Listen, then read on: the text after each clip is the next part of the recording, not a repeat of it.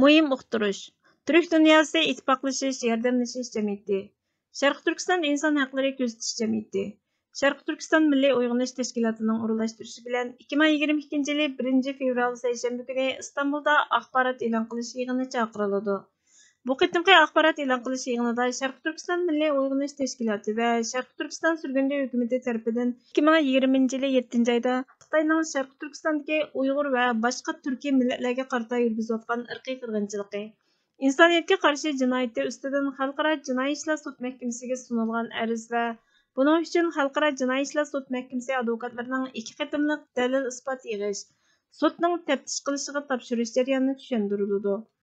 Türkiye, Xitayning irqiy qirg'inchiligidan qochib chiqqan Şərq Türkistonliklar eng ko'p o'ltiraqlashgan davlat bo'lganlikdan Xalqaro jinoiy ishlar sud mahkamasiga sunilgan Şərq Türkiston davosining natijalik bo'lishi uchun keyingi bosqichlardagi dalil isbot yig'ish ko'lamini kengaytirish, topshirish qadamini tezlatish maqsadida Turkiyada yashayotgan Şərq Türkistonliklardan guvohlik olish, dalil isbot yig'ish planini to'nishtirish, Xitayning jinoyatini xalqaro mahkamalar va sahnalarga elib chiqishda texnik kuchlik tashabbus va tadbir qilishga munosabatlik planlar tunishtirildi.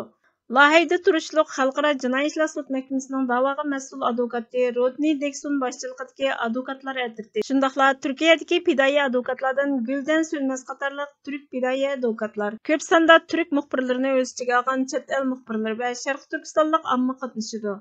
Da'voga mas'ul advokat Rodney Deksun va fidoyi advokat Guldan Sönmez so'ralgan savollarga javob berdi. İmkanı yer bergen Şərq Türkistonliklar ve fidoyilarning qatnashishi talab qilindi. Faoliyat o'tkaziladigan o'rin Oranus İstanbul Topkapı mehmonxonasi.